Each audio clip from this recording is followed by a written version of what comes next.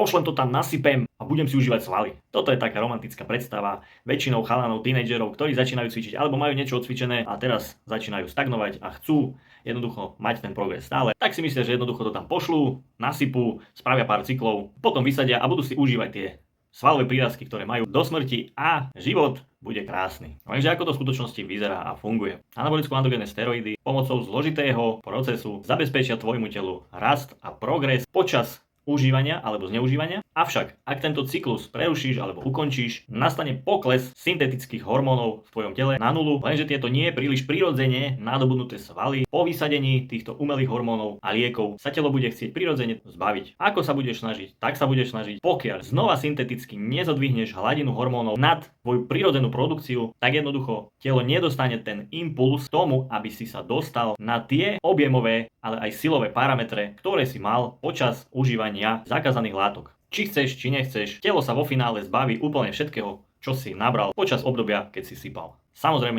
nebude to za mesiac ani za dva, ale postupom času jednoducho telo opustí nadobudnuté svaly na steroidoch. Príkladov zo života je naozaj mnoho. Môžeme sa pozrieť na Ronnieho Colemana, Flexa Wheelera, Kevina Lebroneho, ale napríklad aj ja. Na tejto fotke som ja, kde mám nejakých 83 kg a veľmi málo tuku. No a takto ako som tu, som nenapumpovaný, mám nejakých 3, 4, 5 kg a vyššie percento tuku ako na fotke. A je to jednoducho vidieť aj po vizuálnej stránke, aj po silovej. Takže takto nejak to vyzerá teraz.